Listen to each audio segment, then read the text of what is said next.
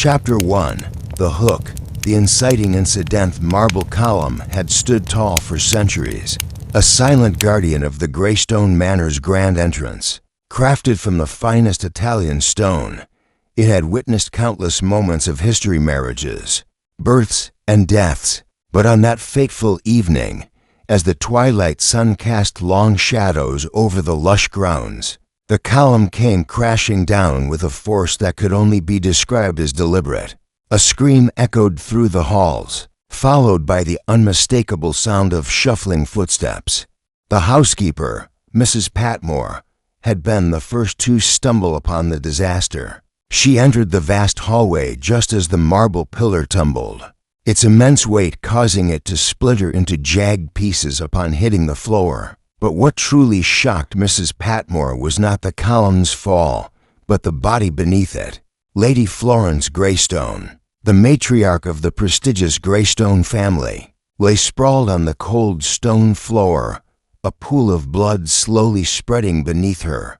The column had fallen mere inches from her outstretched arm, its jagged edge missing her by mere luck. Lady Florence had been a figure of dignity and power in the social circles of London, known for her sharp wit, her impeccable taste, and her vast wealth. To see her lifeless on the floor, the image of power shattered, left the servants in a state of horror and confusion. How had she ended up there? Was it an accident, or something far more sinister? In an instant, the manor transformed from a symbol of grandeur to a house of secrets. And with every secret, there was a price to be paid. It was clear that the fall of the column was no accident, but who had caused it, and why? At the center of this turmoil stood a single question: who would benefit from the sudden and untimely death of Lady Florence Greystone? The evening had begun with much merriment. The Greystone family was hosting a grand dinner, a celebration to mark Lady Florence's 75th birthday. The hall had been filled with high society guests, all gathered to honor the woman who had shaped so much of London's elite social scene. Little did anyone know that within a few short hours, one of them would be responsible for her tragic demise. Detective Hercule Poirot sat at his desk in London, the flickering candlelight casting elongated shadows over his collection of notes. He had been in the middle of a rather dull case involving missing documents from a solicitor's office when the telegram arrived. It was from Sir Edward Greystone, Lady Florence's son. The urgency was palpable, and the request was simple: please come at once, Poirot. Something terrible has happened at Greystone Manor. Poirot had never been one to turn down an invitation to a puzzle, especially one involving such high society. His keen eye for detail, his little gray cells as he called them, would no doubt be put to the test. But what intrigued him most was the family itself. The Greystones were known for their wealth, their influence, and their secrets. And secrets, as Poirot well knew, were often the key to unlocking the truth. As he boarded the train bound for the countryside, Poirot's mind was already whirring with possibilities. The idea of a crime committed within the walls of such an imposing estate fascinated him. Was it the work of a disgruntled family member, a long-hidden grudge, or was someone attempting to seize the family fortune for themselves? The train clattered over the tracks, the rhythmic sound accompanying Poirot's deep thoughts. By the time he arrived at Greystone Manor, night had fully fallen, and the estate loomed before him like a dark fortress. A flood of emotions swept over him as he stepped onto the grounds: curiosity, excitement, and the thrill of the challenge that awaited him. As Poirot entered the grandiose mansion, he was greeted by Sir Edward Greystone, a tall man with a weathered face and eyes that darted nervously about, betraying the tension in his posture. "Poirot, thank you for coming so quickly," Sir Edward said, his voice hoarse. "We are in a state of shock. Mother's death. We simply don't understand it."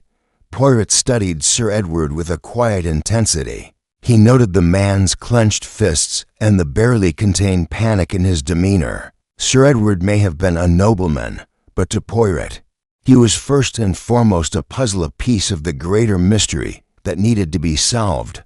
Mon ami, I understand, Poirot said in his gentle French accent, his voice calm yet filled with authority.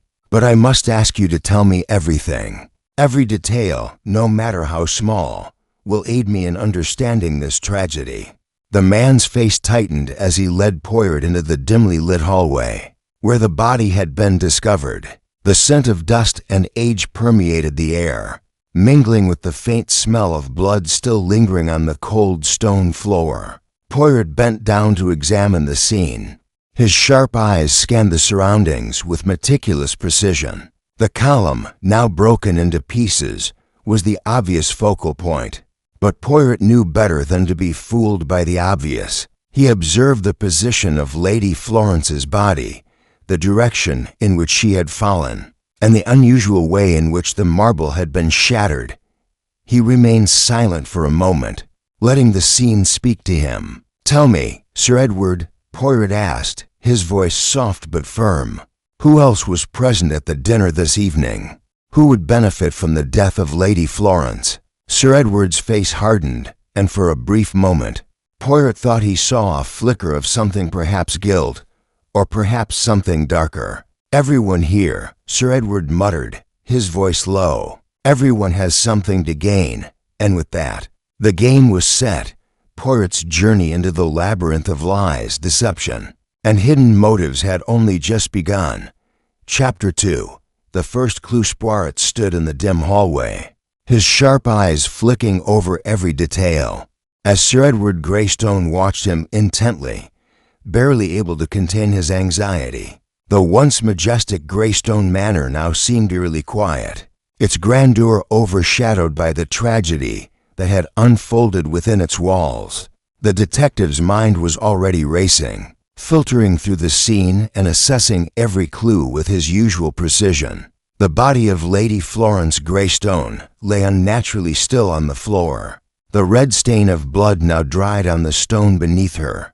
The marble column, shattered into jagged pieces, had crashed down from its pedestal with such force that it seemed impossible that it had been anything but deliberate. But Poirot knew appearances could be deceiving. He motioned for Sir Edward to remain quiet as he knelt by the body, his hands moving with practiced care. The body was positioned in such a way that it appeared as though Lady Florence had been caught unaware. Her face frozen in a look of shock, her body sprawled across the floor beneath the broken column. A glance at her wrist revealed a heavy gold bracelet, nothing of significant value. Yet it was odd that the bracelet was intact while the rest of her jewelry seemed untouched. Poirot's eyes narrowed. There was something off about the way the jewelry was scattered. The bracelet, a distinctive piece, had clearly caught the light at the wrong angle. But no, he stopped himself. The column had not been the true killer. There was more at play here than mere physics. "Sir Edward," Poirot began, his voice calm but filled with an undertone of authority, "was your mother alone when the column fell? Who was the last person to see her alive?" Sir Edward hesitated, a flicker of discomfort crossing his face. We had finished dinner. Mother had retired to her sitting room to rest before the guests departed. I was studying. The housekeeper found her just moments ago." Poirot stood, walking over to the fragments of the fallen column. The marble shards were large, each piece massive and sharp-edged. But one piece stood out, lodged against the base of the wall near the window. It had been shattered so violently, yet it still appeared to have been placed at an odd angle. Poirot inspected it closely. "The placement of the column is highly suspicious," Poirot murmured, more to himself than Sir Edward. "There's no natural explanation for its fall in this manner. The position of the pieces, well, they tell a story, but it is not a story of simple gravity." Poirot turned back towards Sir Edward, his eyes piercing. "Someone was close to your mother, yes? Someone who could have orchestrated such a terrible accident." Sir Edward's lips tightened. "Accident," he repeated, his voice strained. "Poirot, this was no accident. My mother was murdered." Poirot nodded, the silence between them thick with the weight of unspoken truths. He had already surmised that Lady Florence's death was not an accidental result of the column's fall, but Sir Edward's words confirmed it. The murder was part of something larger, something far more complex than a simple crime of passion. Poirot's gaze shifted from the body to the surroundings. His eyes scanned the elegant furniture, the silver candlesticks, and the fine porcelain on the mantelpiece. He noticed an ink blotter, tipped over, spilling its contents across a page of writing on the desk. A piece of paper caught his attention. The letterhead on it was familiar: Greystone Enterprises. The paper was smudged, as though it had been hastily pushed aside. Poirot stepped forward and gently lifted the letter. Interesting, Poirot muttered. A document, perhaps a note of some importance. You didn't mention this letter, Sir Edward. Sir Edward looked confused, but Poirot held up his hand to signal for him to remain silent.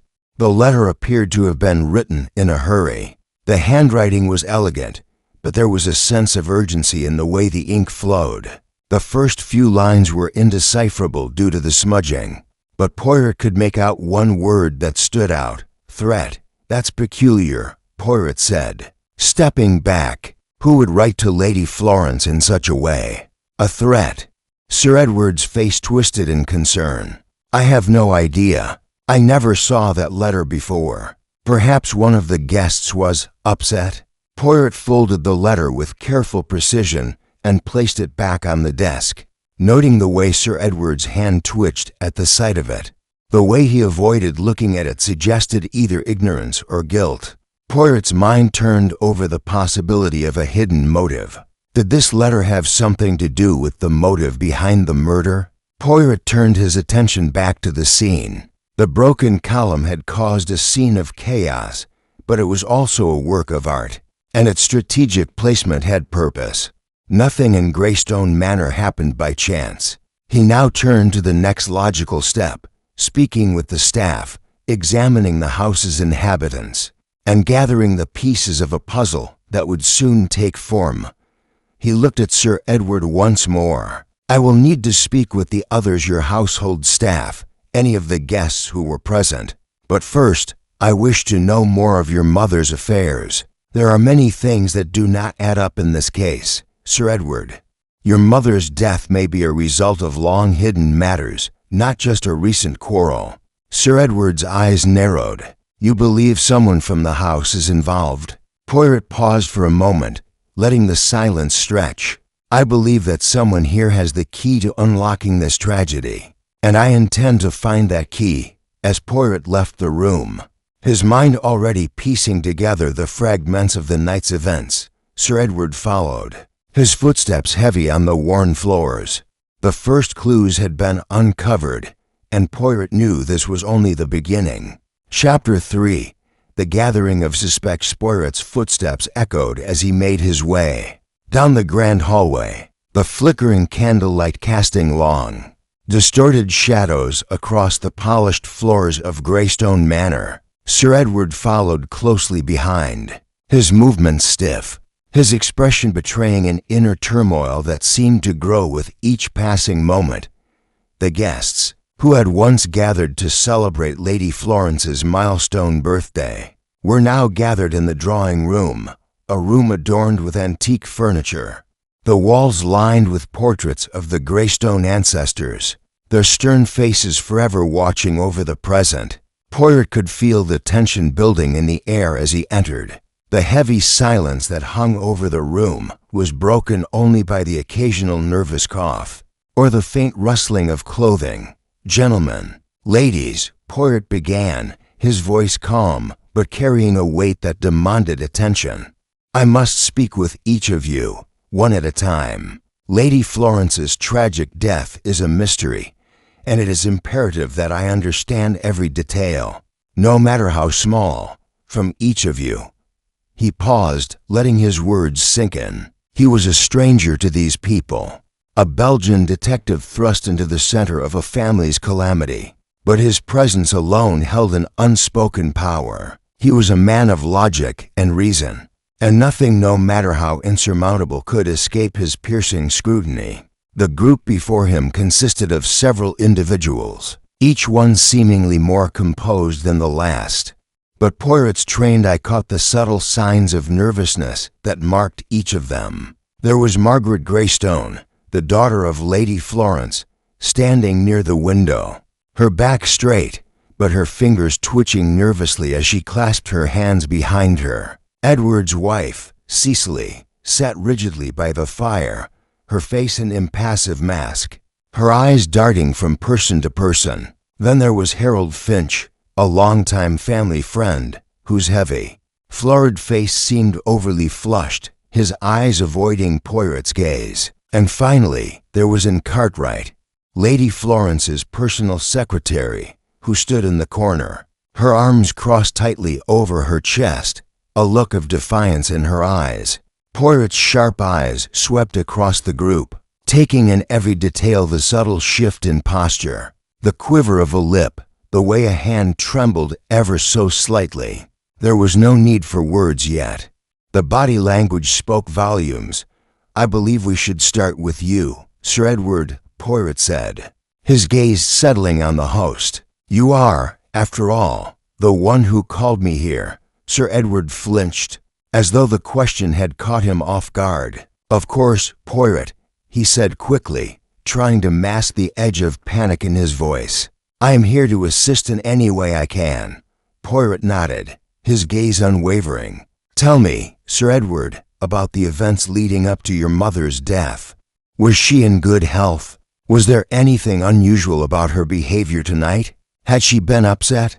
Sir Edward hesitated, glancing at the others before answering. "No, not at all. Mother was in good health, despite her age. She had been looking forward to the evening.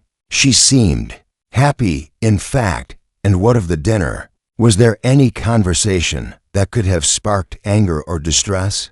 Poirot pressed, his eyes never leaving Sir Edward's face. "No," Sir Edward replied, though his voice wavered slightly. There was nothing out of the ordinary, nothing to suggest, that anything like this would happen.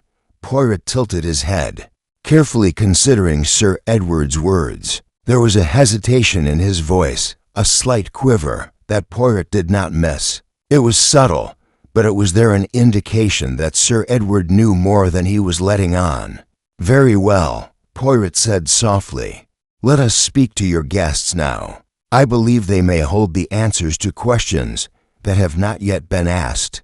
Poirot turned toward the other occupants of the room. Margaret Greystone, who had been standing near the window, was the first to speak. "I had been with Mother earlier in the evening," she said, her voice quiet but firm. "I don't know what happened after that. I left her in her sitting room. I wasn't there when the column fell."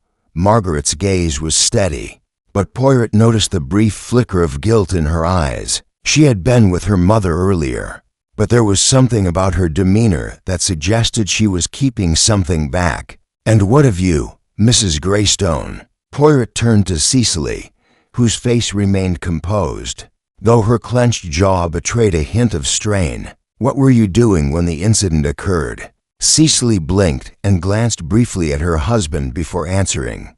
"I was in the drawing room, speaking with some of the other guests. I didn't know anything had happened until the housekeeper found us. We were all so shocked." Poirot noticed the faintest trembling of her hands, hidden behind the folds of her dress.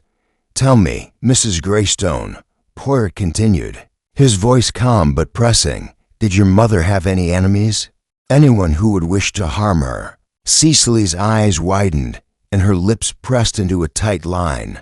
"My mother-in-law was a woman of strong will, of course. She could be difficult, but no, I don't believe she had enemies. Perhaps some people didn't always agree with her, but nothing that would lead to this." Poirot nodded, though he wasn't convinced. Cecily's reaction had been too quick, too rehearsed, as if she were deflecting something she didn't want to confront. Next, Poirot turned to Harold Finch, the family friend whose uneasy posture gave him away. "Mr. Finch, how well did you know Lady Florence?" Harold shifted uncomfortably, clearing his throat. "I knew her quite well, of course. I've been a friend of the family for many years. We've had our share of disagreements over the years, but nothing serious. I never would have thought. Something like this." He trailed off, the silence hanging heavily in the air. Poirot watched him closely. Harold's unease was unmistakable, his discomfort suggesting either guilt or fear. Finally, Poirot turned to Cartwright, the personal secretary who had said nothing until now. "And you, Miss Cartwright? You were with Lady Florence often. Was there anything unusual in the days leading up to her death?" Anne's eyes narrowed slightly, her expression distant. "No," she replied coldly, her arms still tightly crossed. "Lady Florence was demanding, but that's not unusual. She was a woman of strong opinions, but I don't think anyone wanted her dead." Poirot smiled slightly. "No, of course not," he said gently. "But sometimes it is the small things, the details we overlook, that lead to the greatest revelations." As Poirot finished speaking, he studied the group of suspects carefully. There was more to each of their stories, hidden beneath layers of politeness and restraint. He had gathered enough to know that no one was as innocent as they seemed, and that the true murderer was lurking somewhere within this group. "Tonight, we have taken the first step," Poirot said, his voice rising slightly. "But the game is far from over." The clock struck midnight, and Poirot's mind raced with the possibilities. Each of these individuals held a piece of the puzzle now. It was up to him to find the missing pieces. Chapter 4. Poirot stood in the grand drawing room of Greystone Manor, his mind racing with the revelations of the past hour. His keen eye had observed the subtleties of each suspect. Each one had their own story, their own secrets, and yet none had told the whole truth. But it was not enough yet. There were layers to this mystery that had not yet been peeled away. He turned his attention back to the guests, each of them tense under his gaze, their faces masks of composed anxiety. It was clear from the subtle shifts in their demeanor that something deeper lurked beneath the surface, something that Poirot intended to uncover. "Now, we begin," he said softly, his French accent smooth but authoritative. "I will ask each of you to assist me further, not through grand gestures or accusations, but through small details, the kind that are often overlooked. You see, the key to any mystery, my friends, lies in the smallest of clues, those we take for granted." The guests shifted uncomfortably, but Poirot noticed the slight easing of their shoulders, the release of tension, as if they were glad to know that Poirot would be taking a methodical approach. They had underestimated him, but soon they would come to understand the depths of his observation. Sir Edward Greystone, his hands still twitching, approached Poirot. "I do hope you can uncover what happened," he said, his voice tight with barely contained distress. "My mother, she was a pillar of our family. This tragedy is unimaginable." Poirot gave him a sharp look but said nothing, allowing Sir Edward's discomfort to settle the words into silence. Then he turned to the others in the room. "Please, gather closer," Poirot said, his voice steady. "I must examine the scene once more, from a different angle. I must see with fresh eyes what my eyes have already observed." Reluctantly, the guests followed him into the hallway where Lady Florence had been found. Poirot's attention never wavered as he inspected the room, an opulent space filled with dark wood and rich velvet. The shattered pieces of the column were still scattered around the floor, evidence of a sudden violence. Poirot crouched near the largest piece of marble, his eyes narrowing as he examined it. The jagged edge glinted in the dim light, an unnatural angle that suggested it had been manipulated after the fall. He ran his gloved fingers along the broken marble, noting the delicate pattern etched into the surface. "The marble has been shattered forcefully, yes," Poirot murmured aloud, more to himself than anyone else. "But what interests me is the angle of this piece. It has been set deliberately, positioned as though it were meant to catch someone's eye." As Poirot stood, his gaze fell to the blood-stained floor, to Lady Florence's body. There were no obvious signs of struggle, no mark of a violent encounter beyond the column's fall. Yet, Poirot's mind remained fixed on the unusual positioning of the body and the placement of the shards. It was almost as if Lady Florence had been placed there, staged for a dramatic effect. "Tell me, Sir Edward," Poirot said, breaking the silence, "where was the column originally positioned?" Sir Edward's brow furrowed. It stood near the entrance to the sitting room. It had been there for years, part of the decor. Poirot's eyes flicked to the doorway, his gaze calculating. "And the servants? Did anyone enter the room before the column fell?" Sir Edward hesitated. "No one, as far as I'm aware. Mrs. Patmore discovered it as she entered. But it was already too late." Poirot's mind was already working. No one had been in the room, at least. That was the official account. But Poirot could not dismiss the feeling that there was more to it than that. Lady Florence's sudden death and the manner of her passing seemed deliberate, too staged for it to be mere chance. Poirot's eyes swept the room once more, settling on the grand staircase. The banister was polished, gleaming in the low light. The house was silent, save for the murmur of the guests. The hush of the manor seemed to deepen the mystery, to pull the guests into a game of suspicion. "Come now," Poirot said, rising from his crouch. "We will proceed with a different tactic. I will speak with each of you again, one by one. This time, I will ask you to recount your movements, your words, and your actions before the crime occurred. Do not leave out even the smallest detail, for it may be the key to solving this puzzle." He turned toward Margaret, whose stiff form had not moved since the investigation began. "Mademoiselle Greystone, you were with your mother earlier in the evening, yes?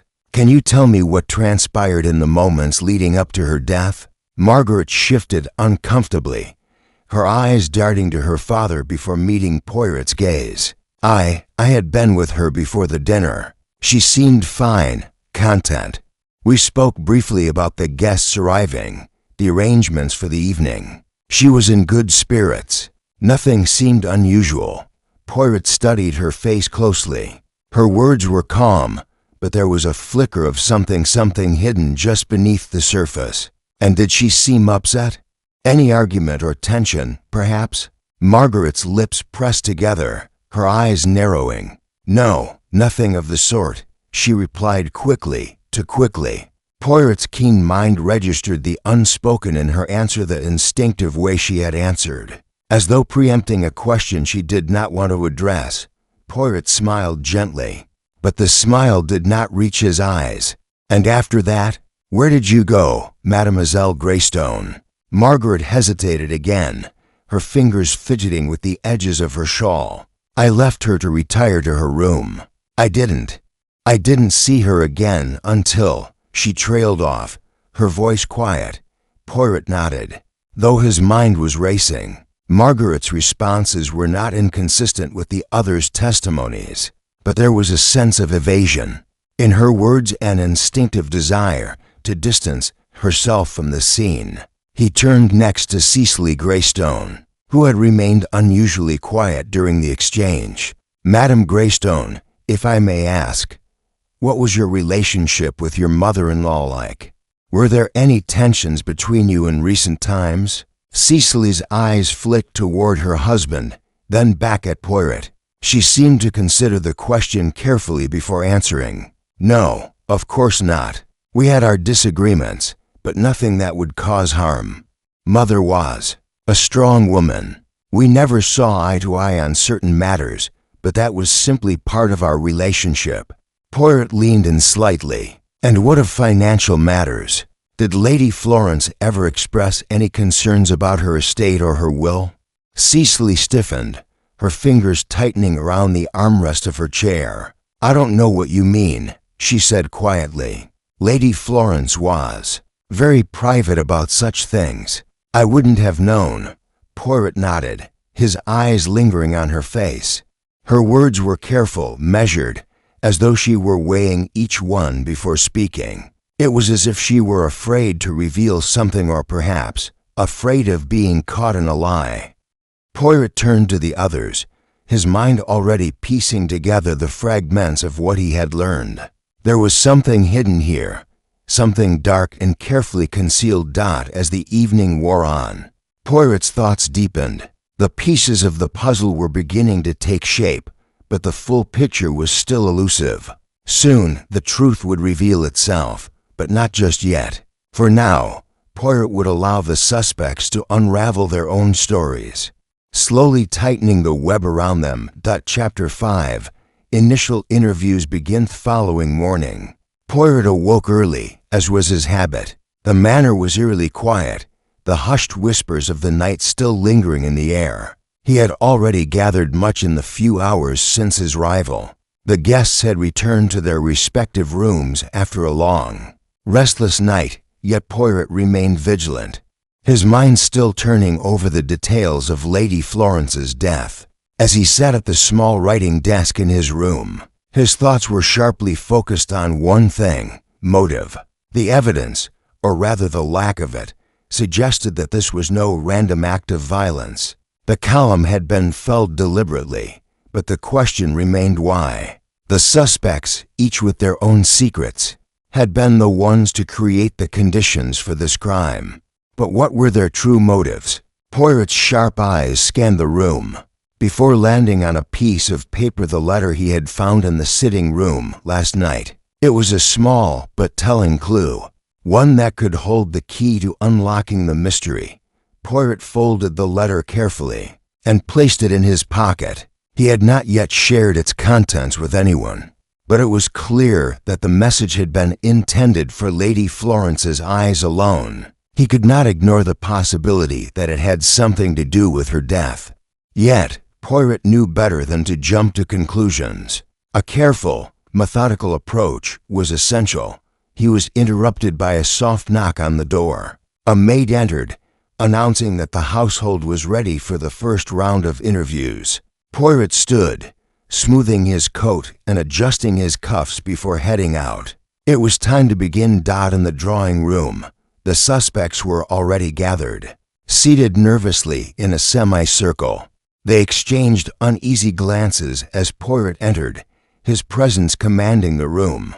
Sir Edward stood as soon as he saw Poirot, a look of both respect and anxiety crossing his face. His wife, Cecily, sat rigidly beside him, her eyes downcast. Harold Finch leaned forward in his chair, fidgeting with his hands, while Margaret stood by the window, her gaze fixed on the garden outside, and Cartwright remained silent in the corner, her arms tightly folded across her chest.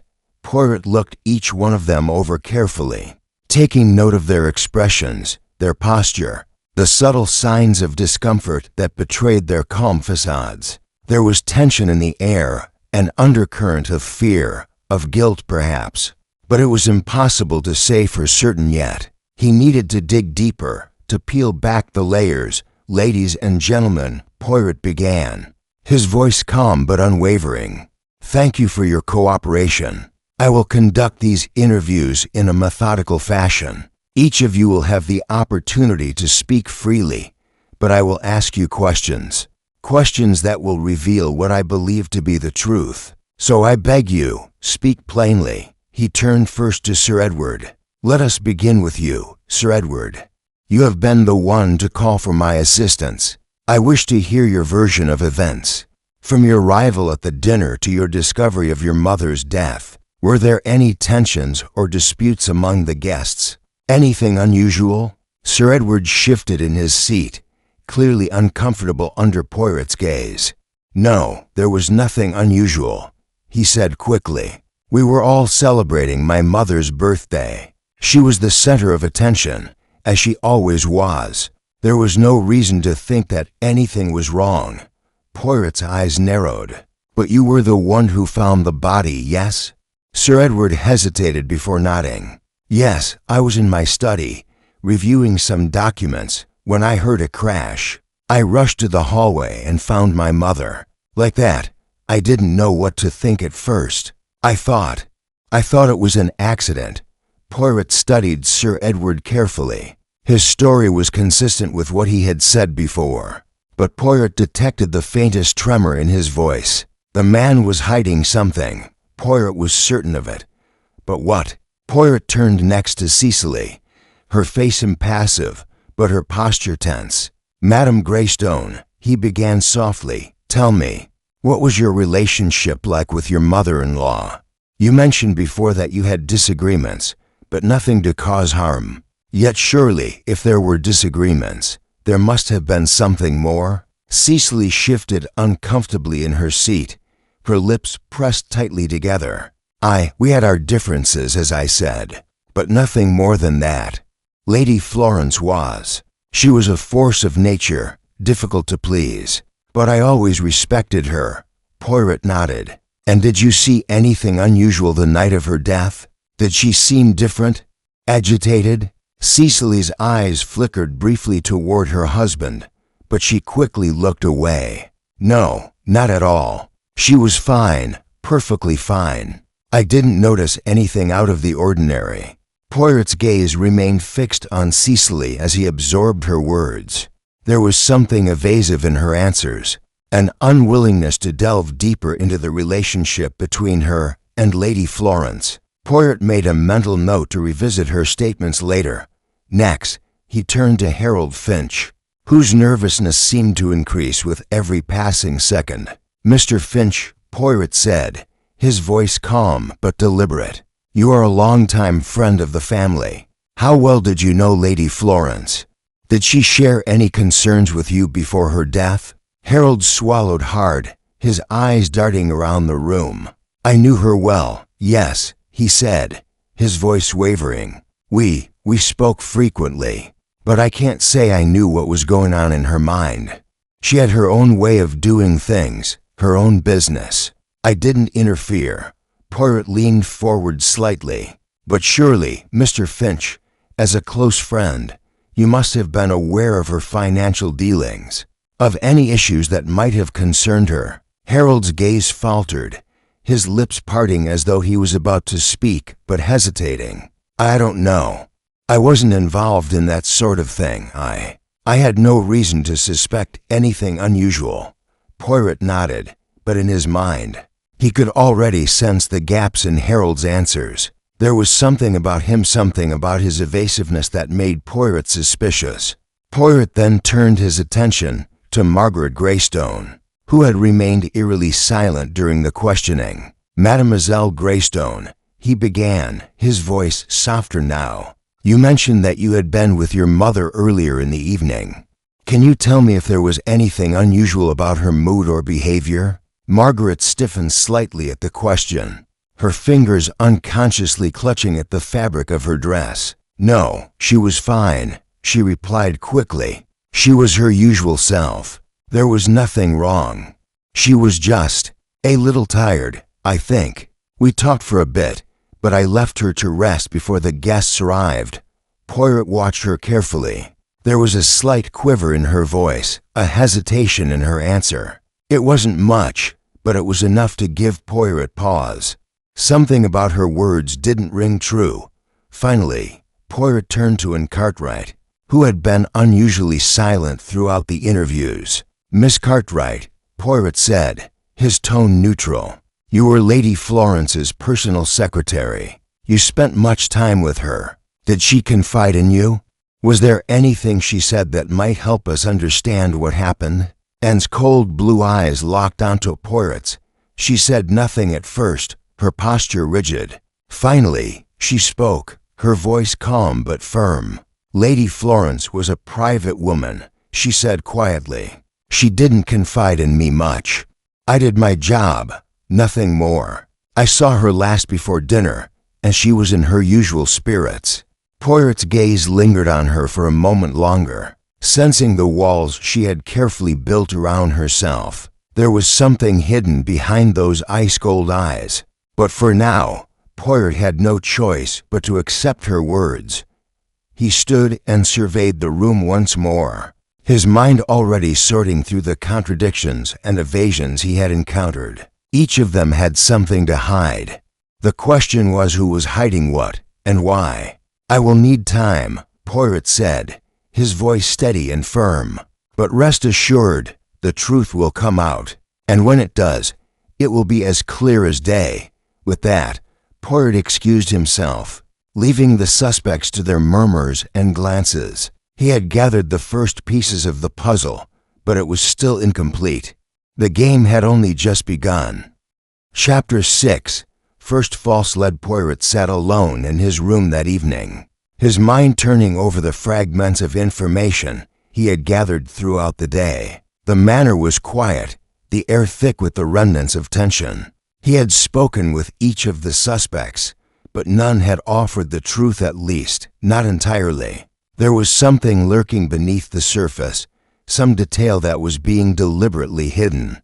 As Poirot sat, lost in thought, there was a soft knock at the door. Sir Edward entered, his face pale and drawn, his eyes full of worry. "Poirot," Sir Edward said urgently, his voice strained. "There's been a development. It's Harold Finch." Poirot's eyebrows furrowed slightly. "Mr. Finch, what about him?" "He's been arrested," Sir Edward continued, his voice trembling. "The authorities believe he was responsible for my mother's death. They found a motive. He had a quarrel with her about money. And now they say he was desperate." Poirot's expression remained unreadable, but his mind immediately went into overdrive. Harold Finch had acted strangely, true, but an arrest based on such a quick assumption? Poirot was not so sure. "I see," Poirot said slowly, his tone steady. "And do you believe this accusation, Sir Edward?" Sir Edward's face twisted with doubt. "I don't know, Poirot. It just seems too easy. They've arrested him, but I've known Harold for years. He may have been frustrated, but murder? It doesn't make sense." Poirot stood, his posture calm and assured. "Then we must speak with Mr. Finch. It is clear that the police have jumped to conclusions too quickly. I shall see for myself." The two men made their way down the hall to the guest room where Harold Finch was being held. Sir Edward was clearly shaken, but Poirot's mind remained focused. There was much to uncover, and this arrest was a potential turning point. As they entered the room, Harold Finch sat by the window, his hands shaking slightly. His face was pale, his expression filled with a mixture of fear and confusion. "Mr. Finch," Poirot began, his voice calm but firm, "I understand you've been arrested. Can you explain why?" Harold's eyes widened in panic. "I didn't do it, Poirot. I swear I didn't kill her. I never even touched her." Poirot's gaze remained steady. "Then tell me, Mr. Finch, what happened between you and Lady Florence that night?" Harold looked down at his hands, clearly struggling for words. "We didn't argue, not really. She was upset. She'd cut me off, said I wouldn't amount to anything without her. But I didn't want her dead. I never would have." Poirot cut him off gently, his voice probing. "You were upset, yes, but you say you didn't kill her. Then how do you explain your behavior? Why were you so nervous when the police arrived?" Harold hesitated, his voice growing shaky. "I didn't know what to do. The police came, and everything happened so quickly. I didn't expect this. I didn't think it would go this far." Poirot studied Harold carefully, his eyes narrowing. Harold's panic was evident, but was it the fear of being caught or something else? The man's story was shaky, but it wasn't conclusive. Poirot wasn't ready to dismiss him yet. "You say you didn't want her dead, Mr. Finch," Poirot continued, "but you admit there were tensions between you and Lady Florence. Could there have been more to those tensions than you are revealing?" Harold shifted uncomfortably. "I didn't kill her, Poirot. I didn't have a reason to. The police, they're just looking for someone to blame." Poirot stood for a moment, silently taking in Harold's words. He was lying, or at least withholding something, but the truth was not yet clear. "You are right about one thing," Poirot said, his tone gentle but firm. "The police are too quick to make assumptions. But be careful, Mr. Finch. Your words are important, and they are being watched." Harold nodded quickly, his face stricken with fear. "I didn't do it," he repeated, his voice cracking. Poirot turned to Sir Edward, who had been silent during the conversation. "Sir Edward, it is clear to me that Harold Finch is not the one responsible for your mother's death, but I believe he knows more than he's telling." Sir Edward's brow furrowed. "So you think he's innocent?" "I do," Poirot said, his voice calm but decisive. "But his nervousness, his conflicting statements, they are a diversion, a distraction. The truth lies elsewhere." Sir Edward looked at him, still clearly uncertain. "Then who, Poirot? Who could have done it?" Poirot paused, letting the question hang in the air. "That, Sir Edward, is the very question I intend to answer. But for now, we must look closely at everything. We must turn over every stone, and we must do it carefully."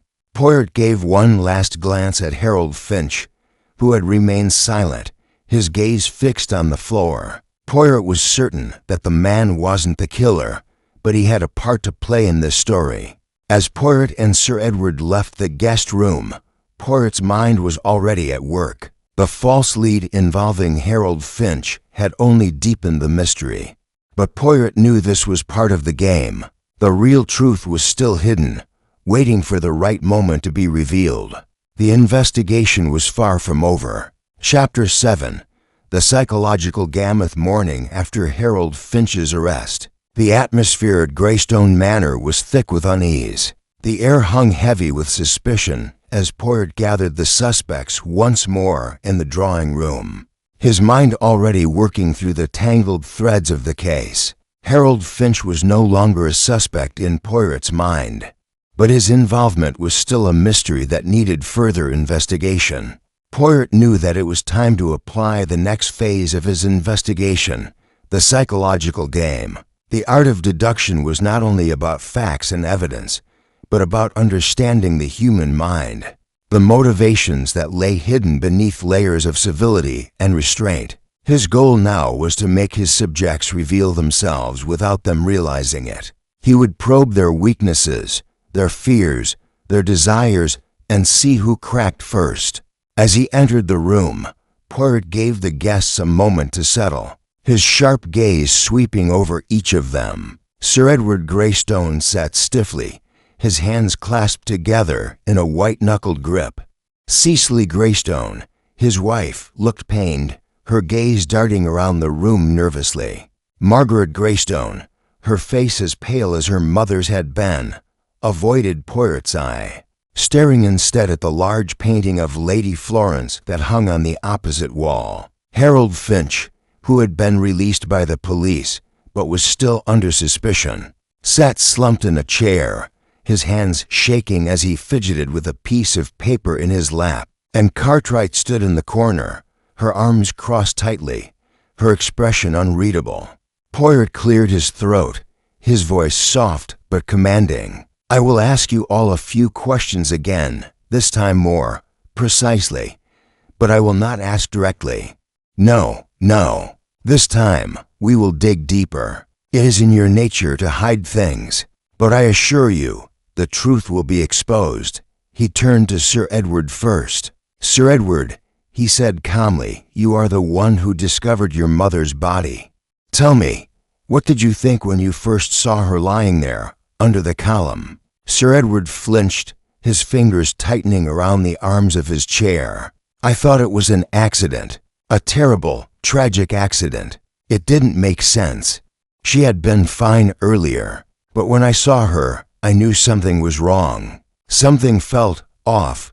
Poirot studied him carefully. "And yet, you were quick to call me." "Why?" Sir Edward swallowed hard. I couldn't believe it. I thought someone had to have been involved. I wanted to find out who, to understand." Poirot nodded, though his eyes narrowed. "It seems to me that you were more eager to find answers than most. Tell me, Sir Edward, did you know about the business dealings your mother was involved in? Did you have any reason to suspect that anyone would want to harm her?" Sir Edward stiffened. "No, not at all. She kept her business private, but I know she was a formidable woman, and I suppose that could have made enemies. but I never knew of any specific threats. Poirot's gaze shifted to Cecily. And you, Madame Greystone, he began, his voice light but probing. What do you think of your mother-in-law? Was she ever threatened by anyone? Cecily's jaw tightened. My mother-in-law was a difficult woman, Poirot. She never made things easy, but no one would have had a reason to kill her. She had enemies, yes, but nothing that would lead to her death. Enemies, Poirot repeated, his gaze sharp. Who exactly do you believe these enemies were? Anyone in particular? Cecily hesitated before answering, her eyes flicking briefly to Sir Edward. No, I don't think it's important. She had many people who didn't like her, but that's the way she was. Poirot gave her a small smile. Very well, madam, but I must ask you to think carefully about that. There's always more to a person's relationships than we let on, n'est-ce pas? Next, Poirot turned to Margaret. Mademoiselle Greystone, he began, his tone softer now. You seem to avoid eye contact with me. Why is that? Margaret's face paled further, and she stiffened, but she did not speak. Poirot allowed a few moments to pass in silence, watching her reactions. She was clearly uncomfortable, trying to hide something.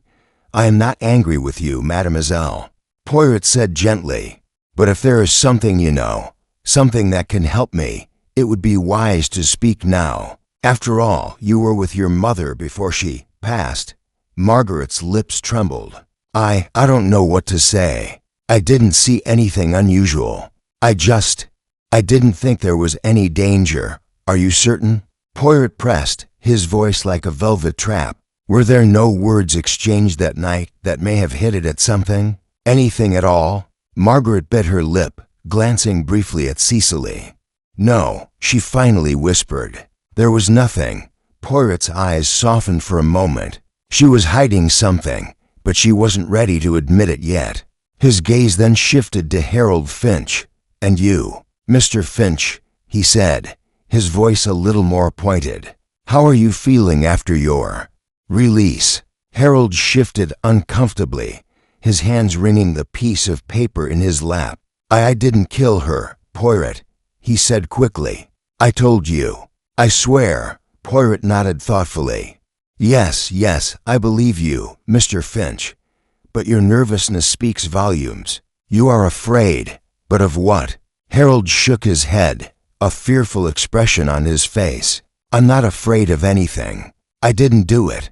I didn't. Poirot cut him off with a raised hand. I know you didn't, Mr. Finch. But someone here knows more than they let on. I can feel it. Finally, Poirot turned to Cartwright, who had remained silent throughout the exchanges. Miss Cartwright, he said, his voice calm but penetrating, you have been quite reserved. I must ask you now, what do you know of Lady Florence's affairs? Did she share anything with you, anything that could help us? Anne's gaze hardened, her arms tightening further across her chest. I was her secretary, she replied coolly. I did my job. She never confided in me about personal matters. I knew nothing of her relationships or threats. Poirot studied her closely. There was something about her, something guarded. Perhaps, but Poirot knew better than to take her words at face value. I believe, Poirot said, his voice gentle but insistent, that each of you holds a piece of the puzzle, and soon I will have all the pieces. But until then, I shall be watching, waiting, and listening closely. With that, Poirot turned on his heel, leaving the room behind him. His mind was buzzing with new insights, but he knew that the psychological game had only just begun. It was time to turn up the pressure.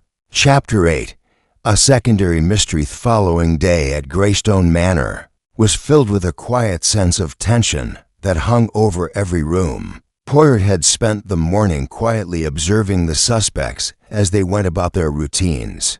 But his mind was never far from the case. The false lead with Harold Finch had given him pause, but Poirot was not one to be easily misled. He knew that the real killer was still at large, lurking behind the veil of civility that masked their true nature. As Poirot sat in the library, reviewing his notes and reflecting on the subtle clues he had picked up. During the previous day's interviews, a sudden commotion from the hallway broke his concentration. He rose, his mind already assessing the situation, and made his way to the source of the disturbance. Sir Edward was pacing in the hallway, his face pale, his brow furrowed with a mixture of frustration and fear. When he saw Poirot approaching, he stopped abruptly, his expression shifting to one of urgent concern. "Poirot," Sir Edward said, his voice strained. "There's been another incident, a new development. It doesn't make sense." Poirot's eyes narrowed, his curiosity piqued. "Tell me, Sir Edward, what has happened?" "The will," Sir Edward replied, his voice trembling. "We found a letter and unsigned document addressed to Lady Florence. It's a legal matter, something to do with her estate. But there's something wrong. The will has been tampered with." Poirot's interest piqued immediately. A tampered will? It was a common motive in many cases of inheritance and family conflict. But this was something entirely new. The mystery surrounding Lady Florence's death was taking shape. But this new element could provide a fresh angle. "Where is this letter, Sir Edward?" Poirot asked, his voice calm but insistent. "I must see it." Sir Edward led Poirot to his study, where a small pile of papers was spread out on the desk. The letter in question was at the top, its edges frayed as though it had been handled repeatedly. Poirot picked it up carefully, examining it with his practiced eye. The letter was short, written in elegant but hurried handwriting, with no signature at the bottom. It appeared to be a legal document, outlining changes to Lady Florence's will. But the language was odd, almost too formal. The tone seemed forced, as though someone had tried too hard to make it sound official. Poirot read the letter carefully, his brows furrowing with concern. "This document," he murmured, "is a forgery. The language is not consistent with Lady Florence's usual style, and the tone. It's all wrong." Sir Edward's face turned pale as he processed the implications. "So, someone tried to change my mother's will? But why? Who would have the opportunity to do this?" Poirot's mind raced as he considered the possibilities. The timing of the forged will was crucial. If this document had been written recently, it could indicate that someone close to Lady Florence had been planning something sinister. For a while, the idea of a change in her estate added a new layer to the case. But it also made things far more complicated. Who had access to this letter? Poirot asked, turning to Sir Edward. Who knew about Lady Florence's financial affairs? Sir Edward hesitated, clearly uneasy. "Only a few people," he said slowly. "Myself, of course, and Cecily. There was also her solicitor, Mr. Hargrove, but he's been away for some time. As for the others, well, I don't know." Poirot's eyes narrowed. "What about her secretary, Miss Cartwright? Could she have known about this?" Sir Edward shook his head. "I don't think so. Lady Florence kept her affairs very private. Miss Cartwright was merely a secretary, not involved in the financial matters of the estate." Poirot continued to examine the document. "We will need to speak with Miss Cartwright again," he said thoughtfully. "And we must also visit Mr. Hargrove.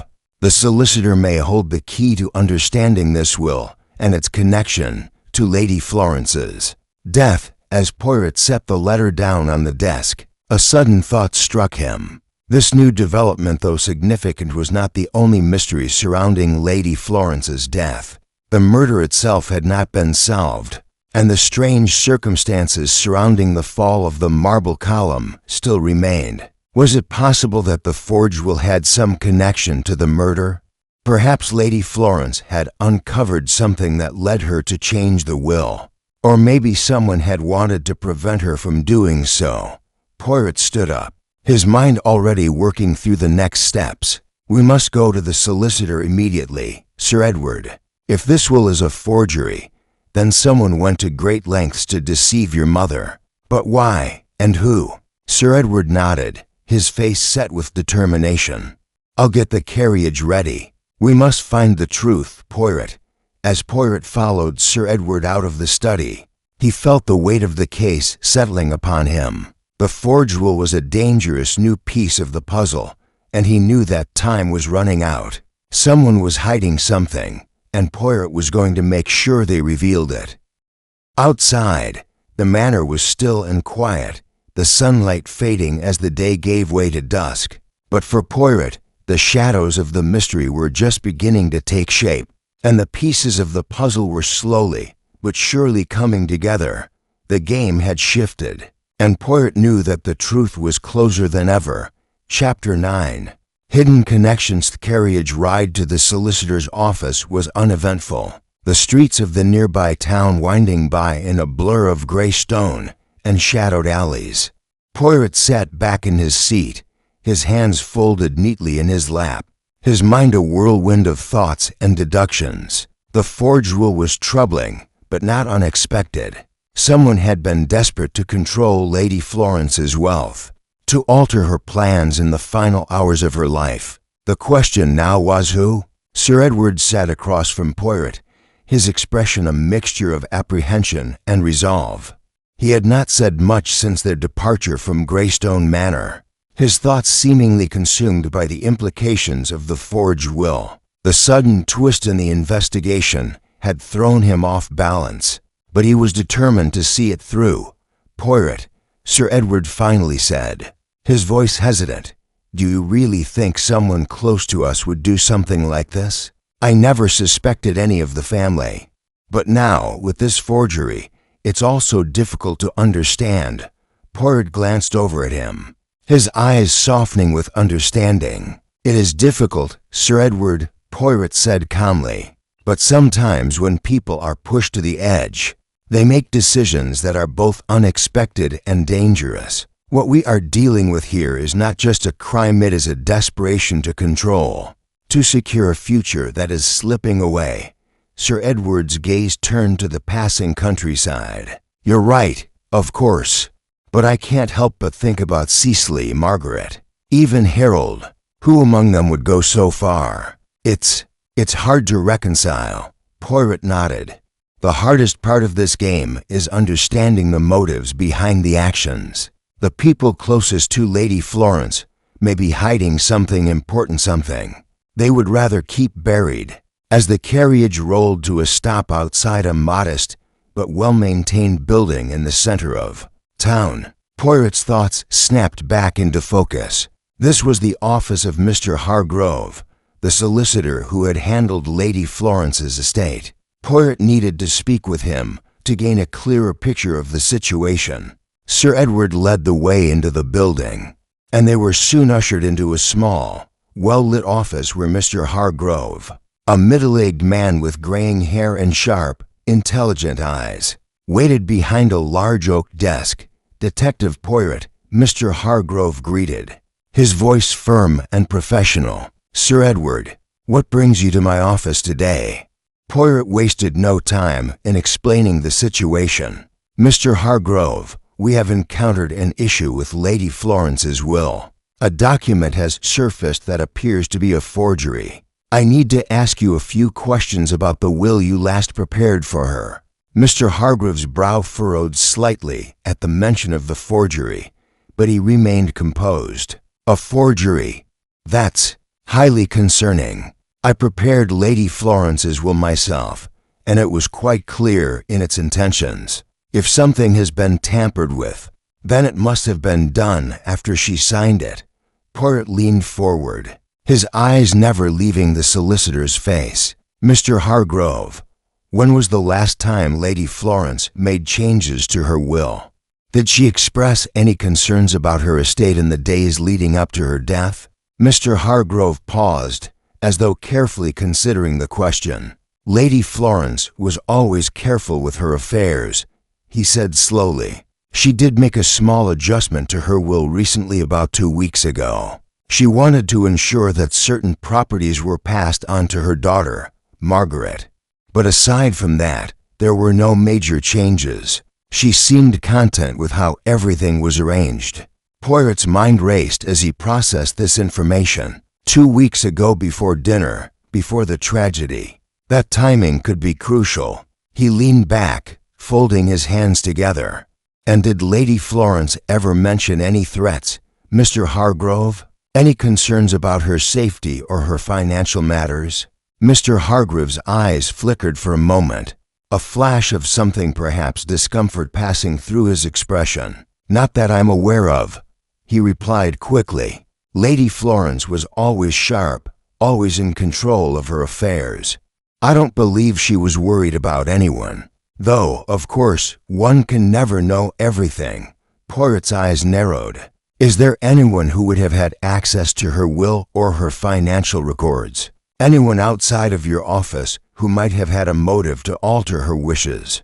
Mr. Hargrove hesitated, his fingers drumming nervously on the desk. Well, there was one individual who frequently visited Lady Florence, her personal secretary, Miss Cartwright. She was very close to Lady Florence, and I know she had access to many of her documents. Poirot's attention sharpened. Miss Cartwright, he repeated, the name slipping smoothly from his lips. Tell me more about her, Mr. Hargrove. The solicitor shifted in his seat, clearly uncomfortable with the question. Miss Cartwright was with Lady Florence for many years. She was a trusted companion, but, well, I cannot say for certain how involved she was in Lady Florence's legal matters. She often asked about the estate, but I never thought much of it. She had a keen interest in the family's financial affairs. Poirot's mind raced as he absorbed this new information. Miss Cartwright had been involved, perhaps more than anyone had realized. She had access to Lady Florence's documents, and her interest in the estate had been unusually sharp. Could she have been involved in forging the will? Thank you, Mr. Hargrove, Poirot said, rising from his chair. This information is most valuable.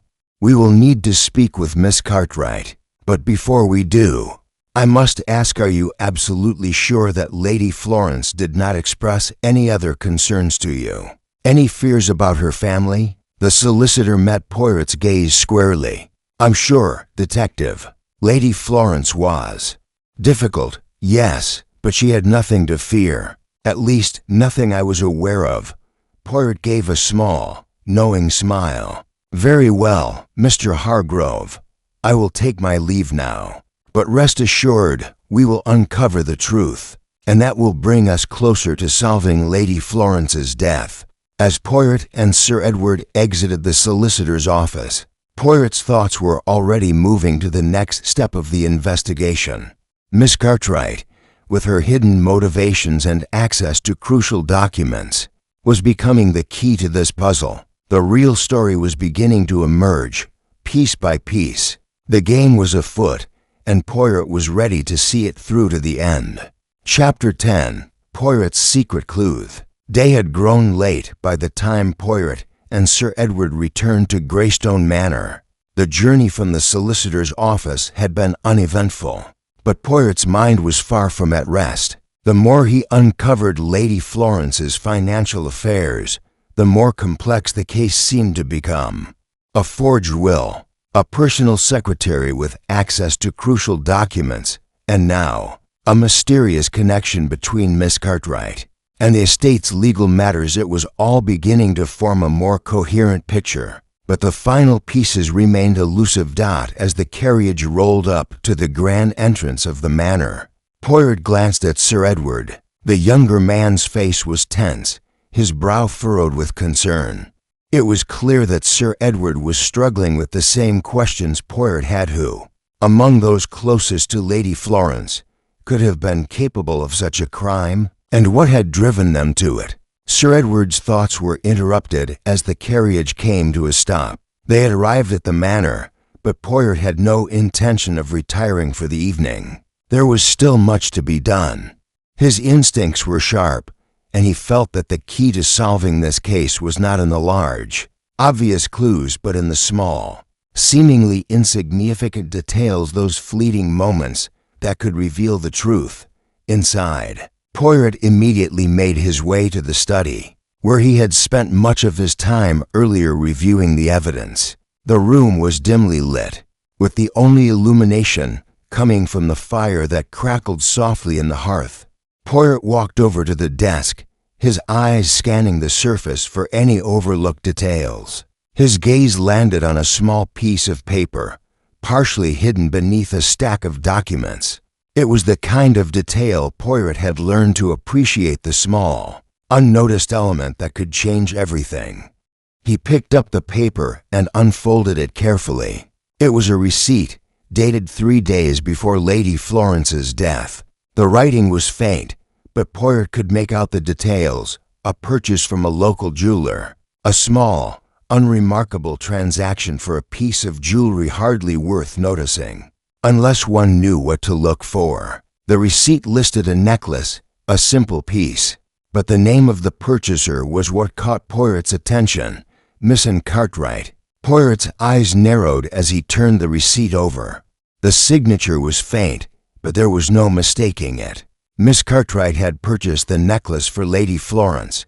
But why? And why had she not mentioned it during their conversation? Had this been a gift for Lady Florence, or had it been something else, a bribe? A tool for manipulation? Poirot stood still for a moment, contemplating the implications of this new discovery. Miss Cartwright had been the one to receive Lady Florence's trust, but now Poirot wondered if that trust had been betrayed. The pieces were falling into place, and Poirot knew that the answer lay in understanding Miss Cartwright's true motivations. He turned to Sir Edward, who had been watching him closely. "Sir Edward, I believe I have found something of great importance," Poirot said quietly, holding up the receipt for the necklace. "This is a purchase made by Miss Cartwright, for your mother. The question now is why?" Sir Edward looked at the receipt, his brow furrowed in confusion. "Miss Cartwright? But I don't understand. Why would she buy something for my mother? She never mentioned it." "That is the question we must answer," Poirot replied, his voice steady. "But I believe this is not just a simple gift. No, it is part of something much larger. I suspect that Miss Cartwright may have had her own plans for the estate. And Lady Florence, well, she may have discovered something she was not meant to." Sir Edward looked troubled, but he trusted Poirot's judgment. "So what do we do now? How do we confront her?" Poirot smiled faintly. "We have not confronted her, not yet. First, we must see if she reveals herself. People will often tell you more than they realize if you simply listen carefully." With that, Poirot turned back to the desk, his thoughts already moving to the next step. He had one more piece of the puzzle, but there was still much to uncover. Miss Cartwright's motives were now at the heart of the case.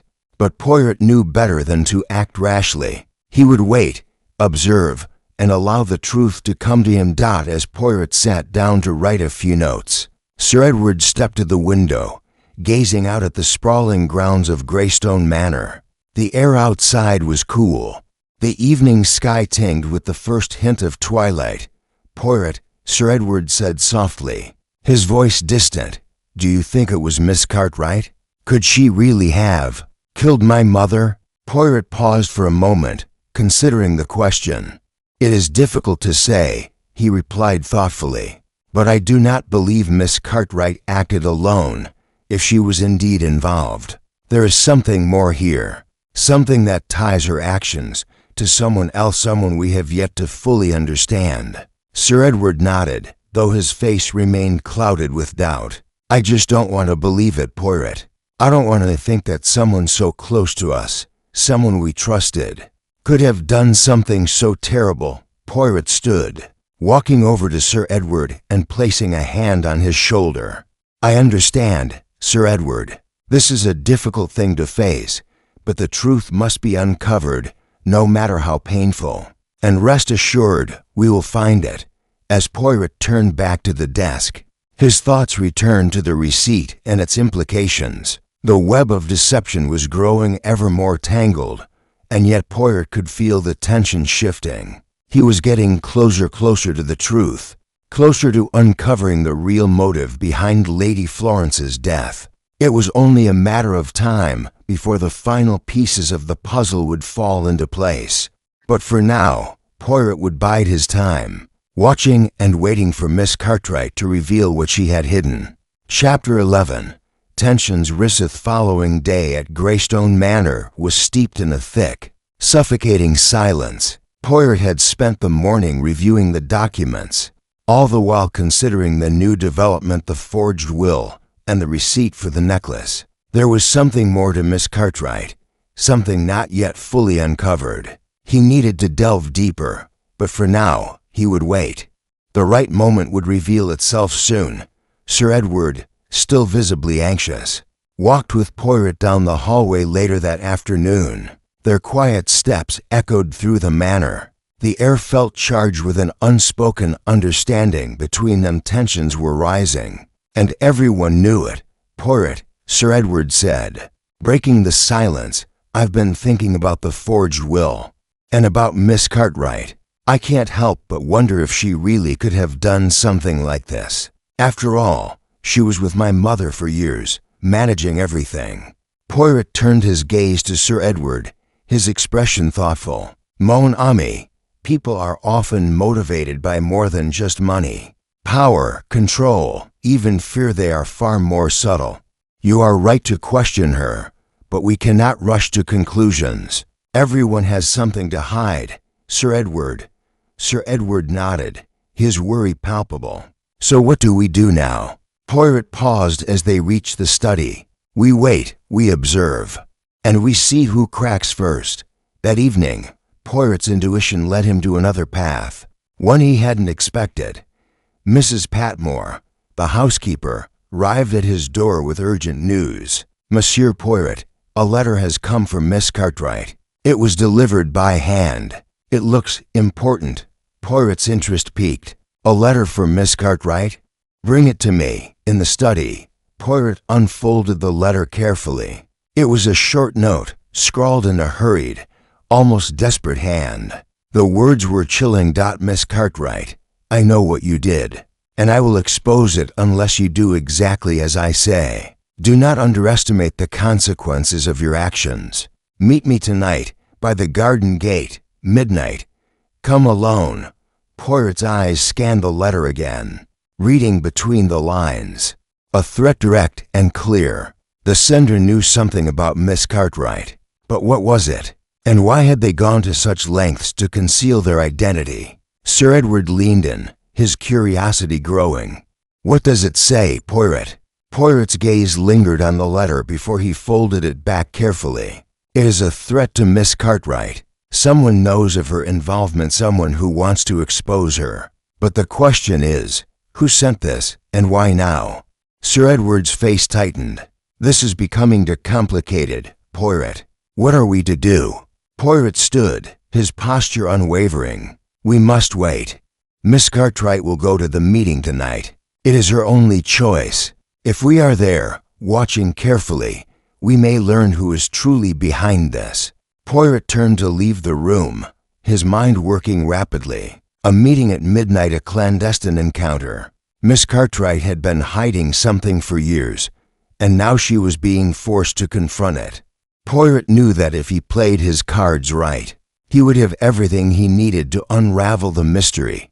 The evening stretched on, the tension in the manor palpable. Poirot, now determined, returned to his study to prepare for the night's events.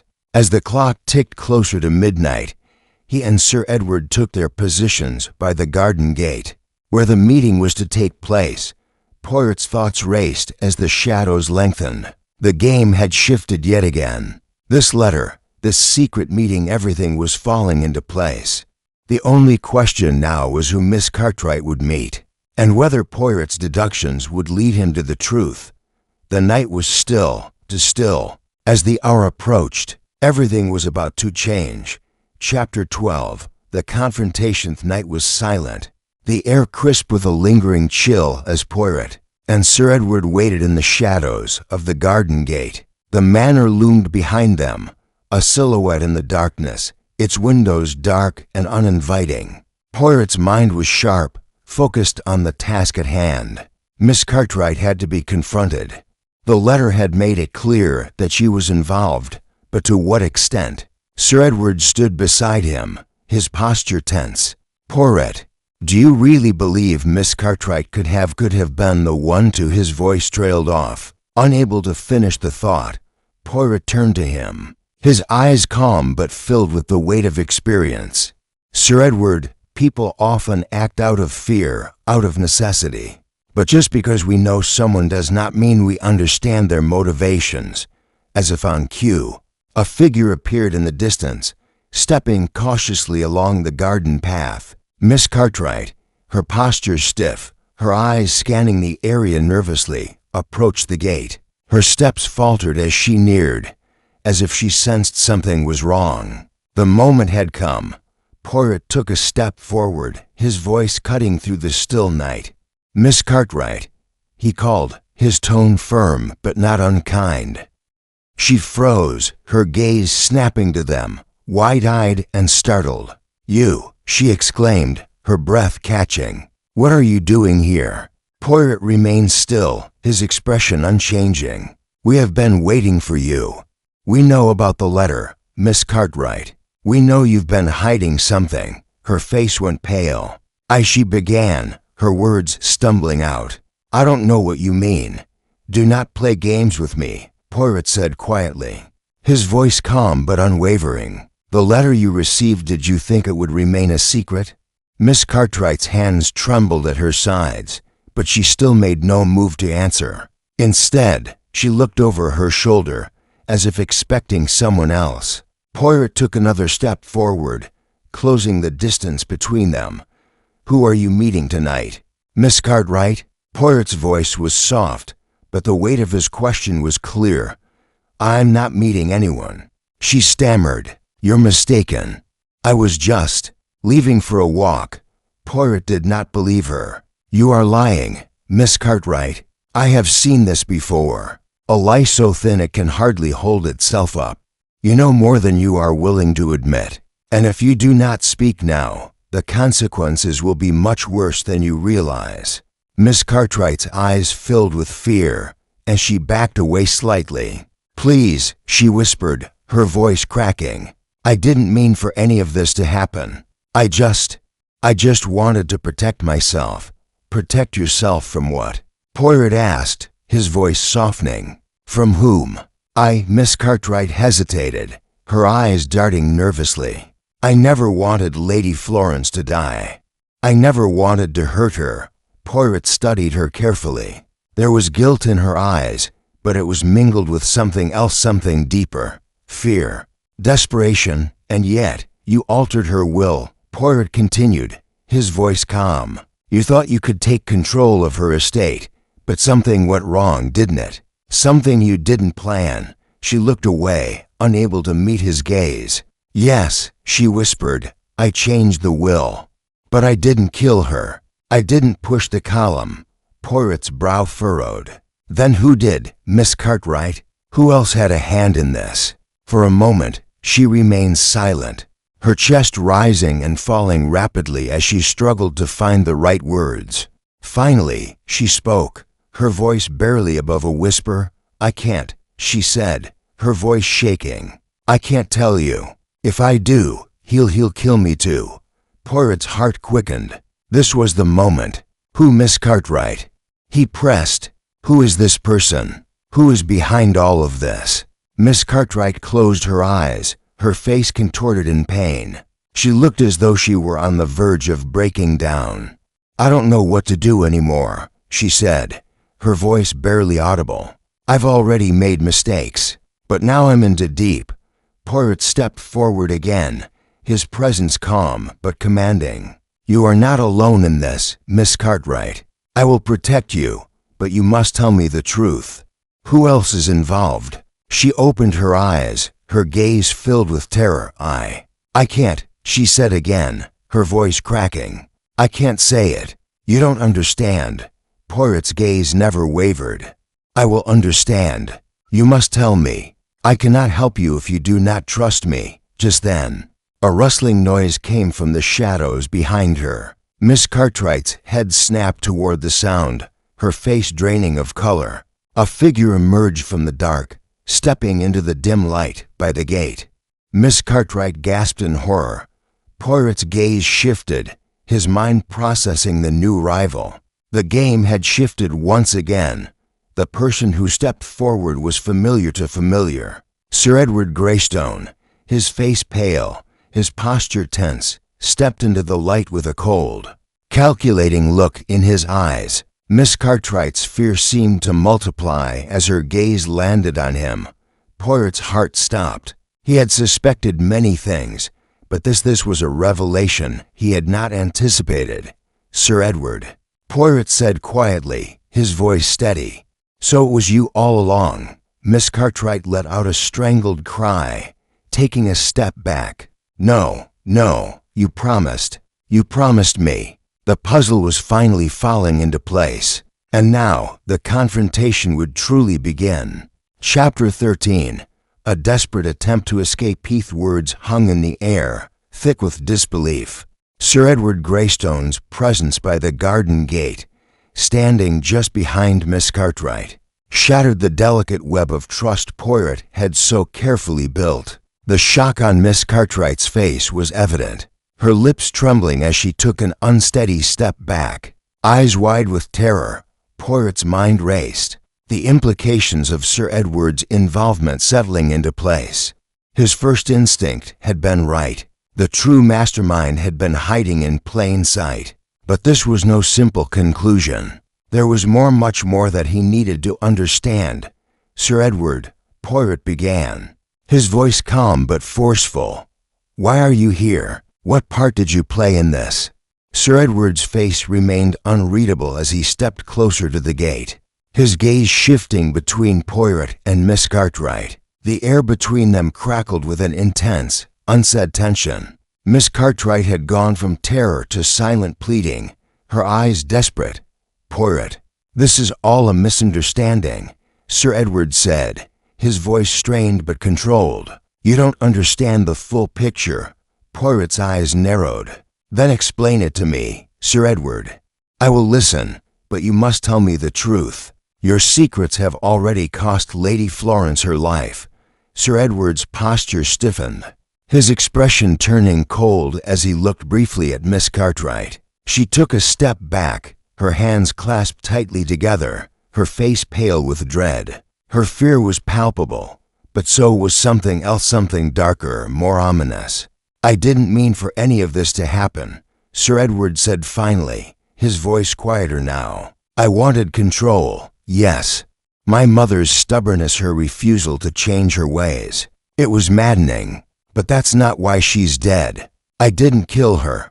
Poirot remained silent, his eyes sharp, as he processed the implications of Sir Edward's words. "You didn't kill her.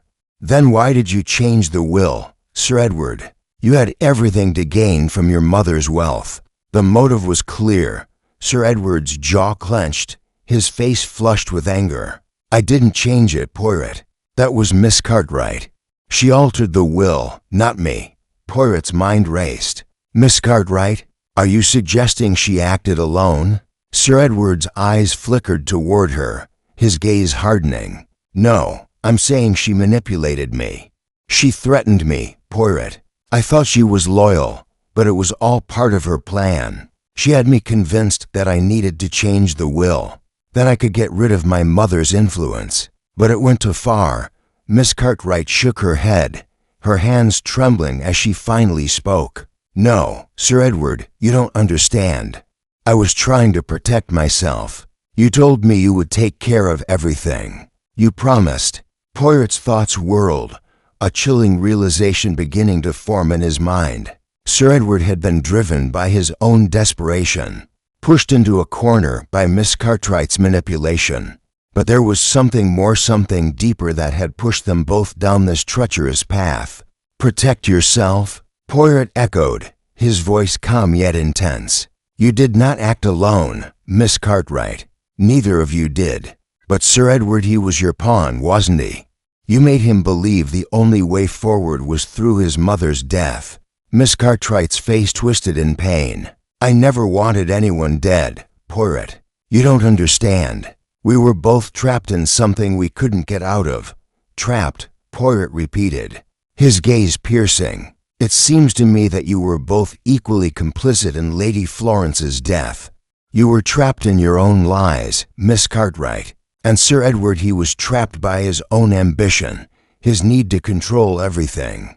Miss Cartwright collapsed to her knees, tears welling up in her eyes. "It wasn't supposed to happen like this. I didn't plan for it. I only wanted to have something that was mine."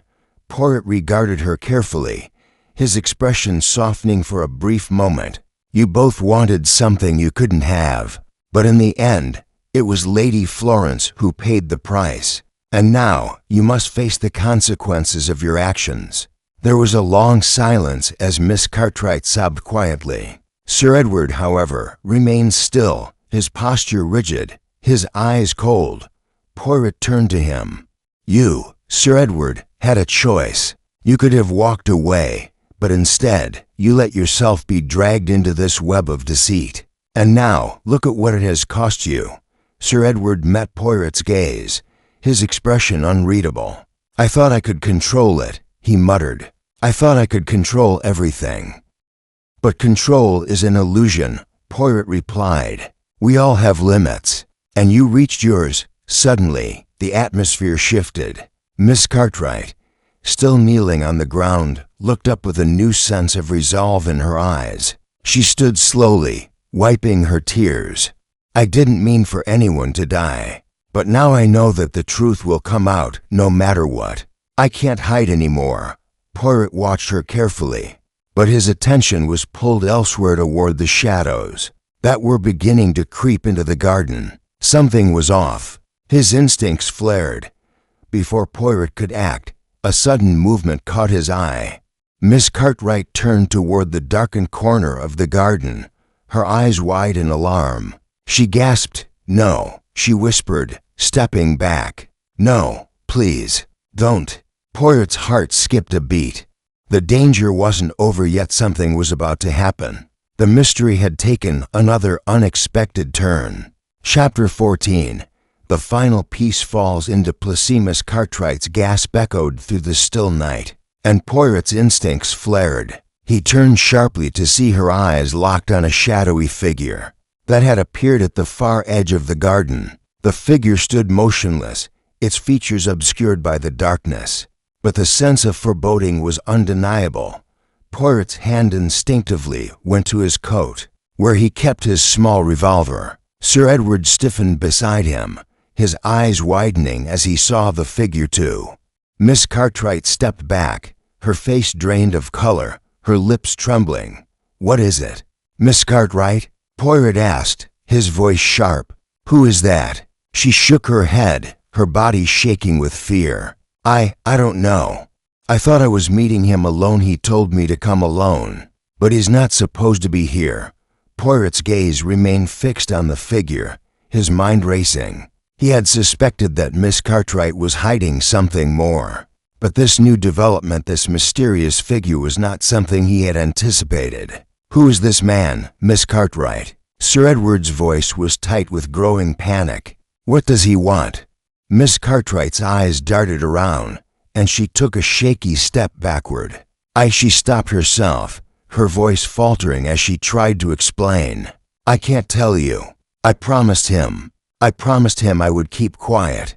He said if I didn't, he'd..." Poirot held up a hand, cutting her off. "Tell me, Miss Cartwright, what is this man's role in all of this? What does he know about your involvement in Lady Florence's death?"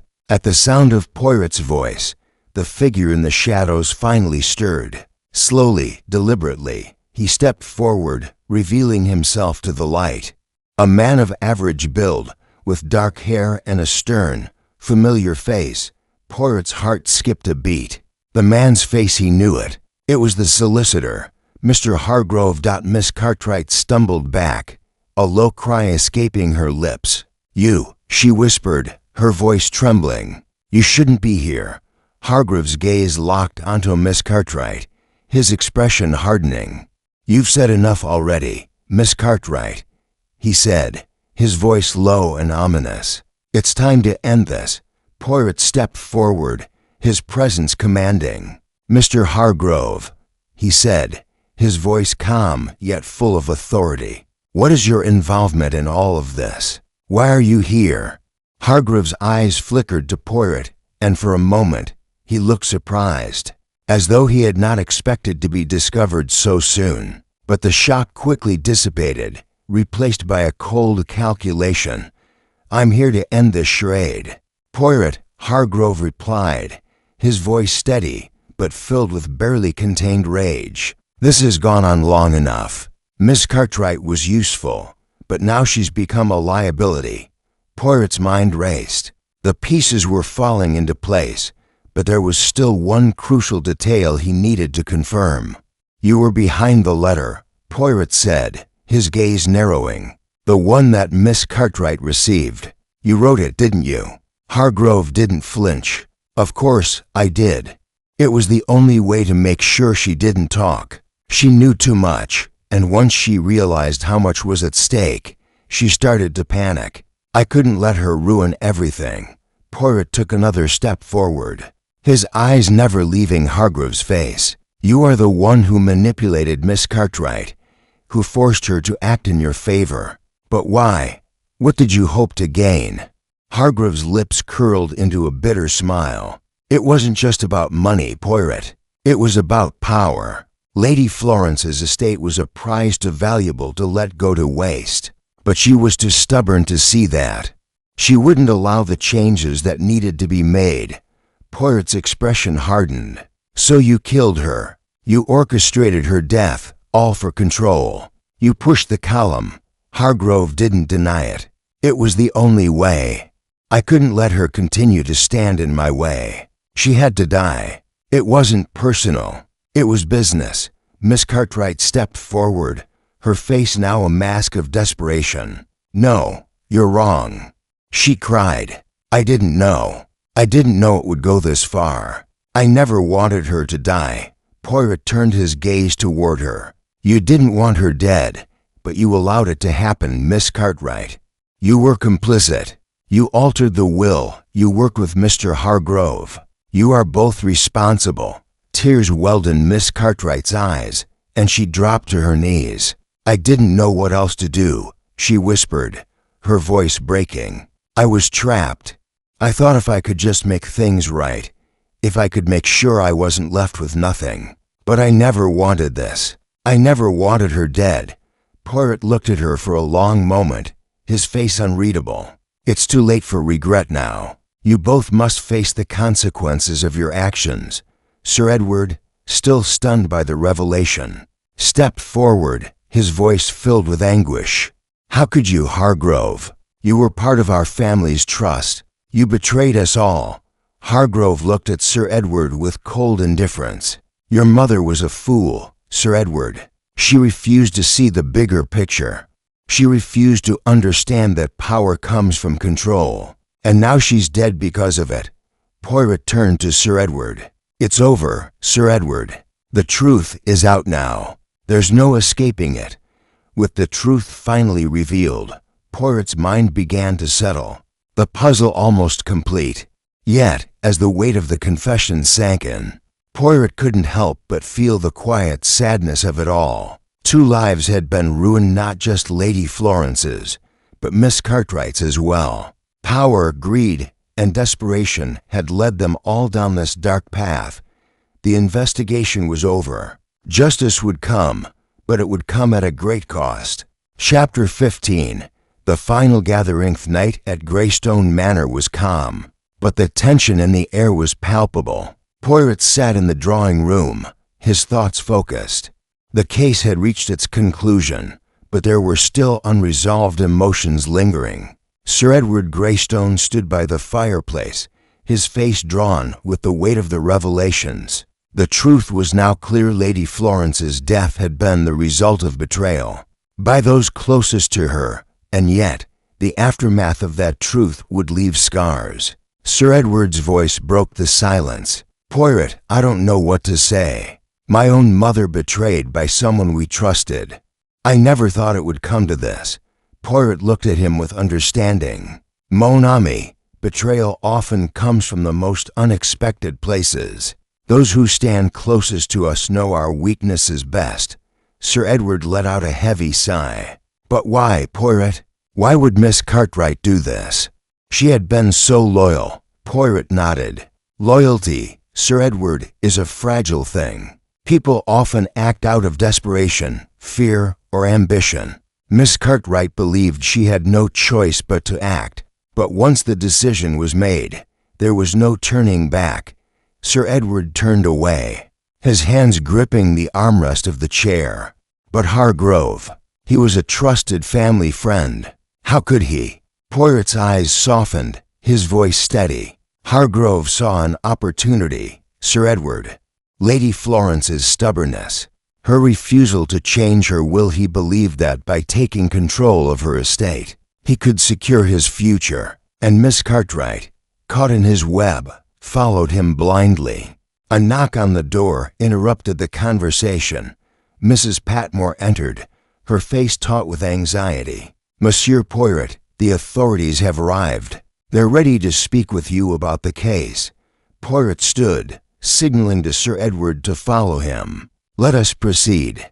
The truth has been revealed, but the law must now take its course. In the hallway, 2 officers from the local constabulary stood waiting. Inspector Bennet, the lead investigator, stepped forward with a firm handshake. Detective Poirot, he said, we've gathered the evidence. The confessions have been made. We're ready to move forward with the formalities. Poirot nodded, his thoughts briefly drifting back to the events that had unfolded. Yes, the truth is clear, but there are still matters to address. We must ensure that justice is served not just for Lady Florence, but for those who were deceived along the way.